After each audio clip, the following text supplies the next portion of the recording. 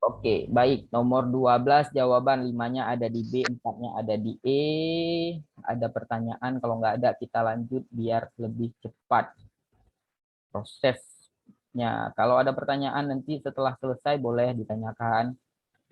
Kita menuju ke 13. Nah, 13 kita jawab sampai nomor 15 ya. Kemudian kita selesai. Nomor 13, silakan teman-teman dijawab dulu.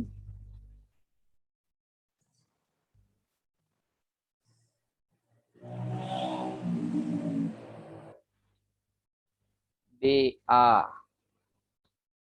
Oke, perhatikan. Waktu saya jelaskan aja biar cepat ya. B, A, B, A. Aplikasi kita error. Ya kan, aplikasi kita error. Nah, ini beda kasusnya. Ini bukan nggak pandai menggunakan, aplikasinya rusak. Jangan kawan larinya. Kalau tadi nggak pandai pakai, belajar sama kawan. Kalau ini aplikasinya rusak, jangan lapor kawan.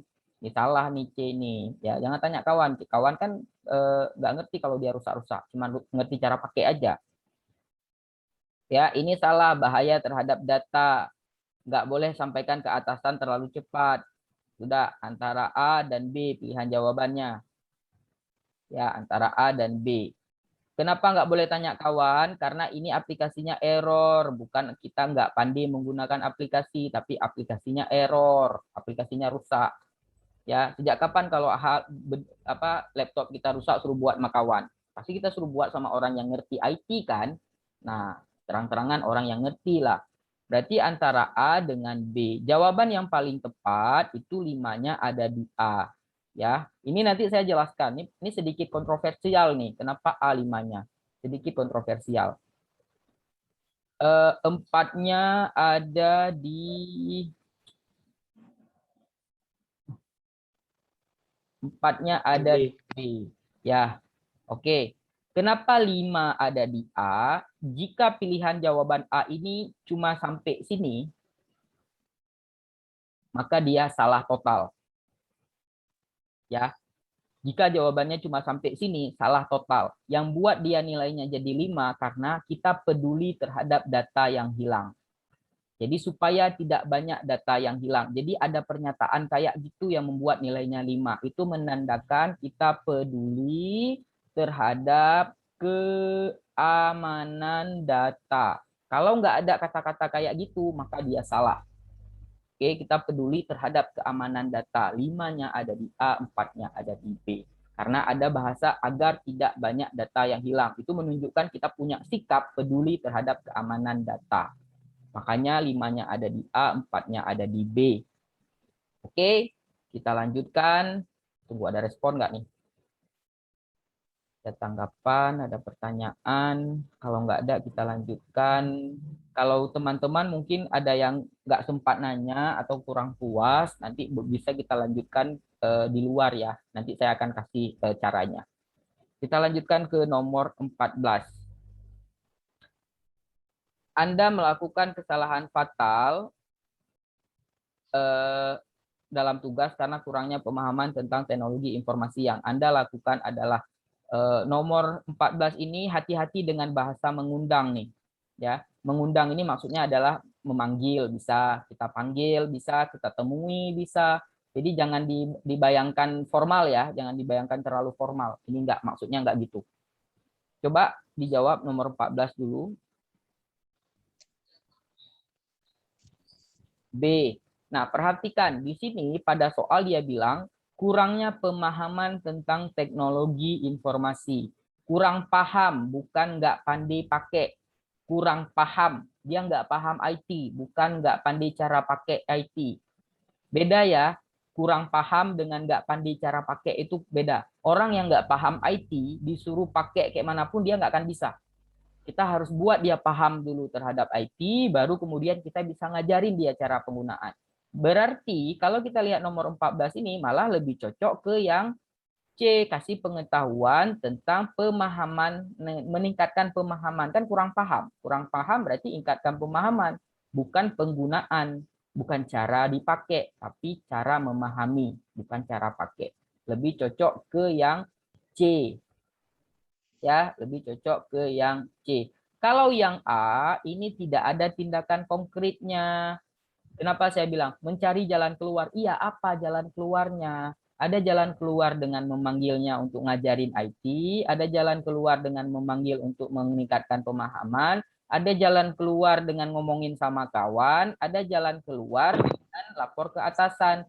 Jalan keluar lapor ke atasan nggak cocok, jalan keluar lapor tanya sama kawan juga nggak cocok. Lebih cocok kita panggil orang IT untuk ngajarin kita. Ngajarinnya ngajarin apa? Bukan cara pakai, karena masalahnya adalah kurang paham. Kalau kurang paham, ngajarinnya berarti ngajarin pemahaman. Nah, itu dia. Lebih cocok ke yang C. 5-nya ada di C, 4-nya ada di B. Ya, 5-nya ada di C, 4-nya ada di B, 3-nya ada di A. 5, 4, 3, 2, 1. Oke, kita gimana nih? Bentar, kita lihat ada yang respon. Mengundang wewenang kita. Ini jadi saya luruskan sekali lagi ya. Mengundang bahasanya ini mungkin terlalu formal. Sebenarnya maksudnya bukan mengundang di situ. Mengundang itu maksudnya memanggil. Memanggil boleh. Kalau kita punya masalah IT, kita panggil orang IT untuk ngajarin kita itu boleh. Ya, tapi lebih bagus kalau kita datangin dia. Yang nggak boleh kita perintahkan dia untuk melakukan pengadaan-pengadaan. Itu yang nggak boleh. Kalau kita misalnya lagi rusak komputer misalnya, kita boleh panggil dia. Kita misalnya nggak ngerti ini kayak mana caranya, kita boleh panggil dia. Boleh panggil dia, boleh datangin dia, boleh. Ya, karena ini memang tugas dia untuk memenuhi urusan-urusan IT yang ada di kantor. Misalnya nih, sama kayak kalau kita ruangan kita kotor misalnya. Ya kan? Itu kan kita memanggil orang CS untuk bersihin kan? Tuh, contoh lah atau sesuatu yang perlu pembersihan itu. Kita panggil boleh karena memang tugas mereka. Ya, tugas mereka melakukan itu. Baik, kita lanjutkan. Ini mengundang ini saya sudah bilang dari pertama nih bahasanya terlalu formal. Ini maksudnya memanggil ya. Apakah wewenang kita? Boleh. Kalau kita butuh bantuan boleh kita panggil. Baik, nomor 15 terakhir. Ini agak sedikit tricky, hati-hati. Nomor 15.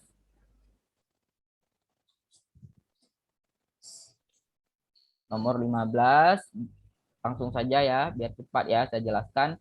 Pak Budiman, dia butuh apa namanya?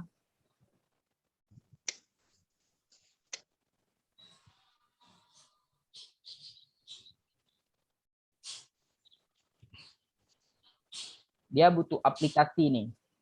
Ya, dia butuh aplikasi. Dia butuh perangkat. Ya, dia butuh perangkat untuk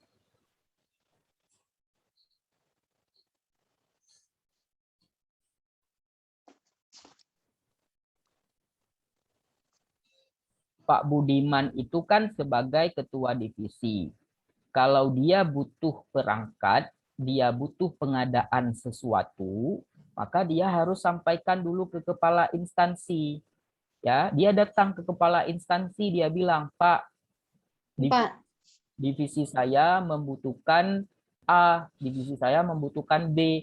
Nanti kepala instansi akan mempelajari apakah benar dibutuhkan A atau membutuhkan B. Kalau benar, maka kepala instansi yang akan melakukan pengadaan, bukan kepala divisi.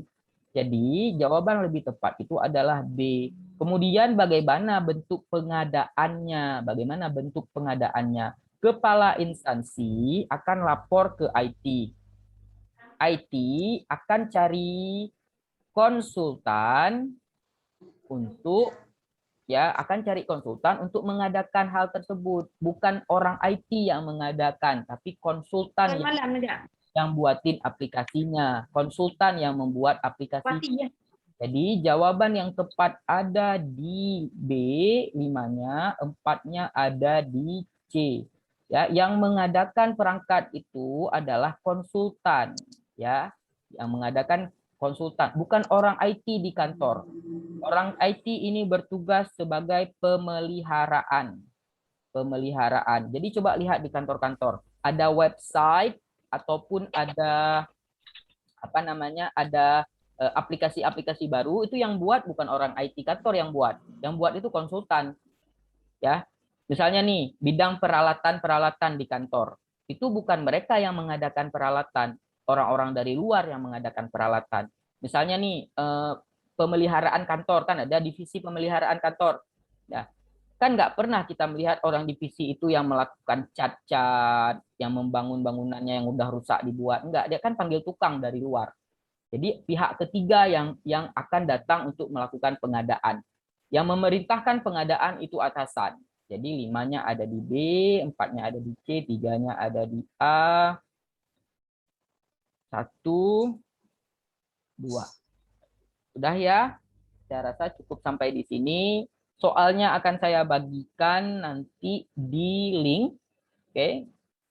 Di grup. Linknya akan saya bagikan di grup. Link soal ini akan saya bagikan di grup.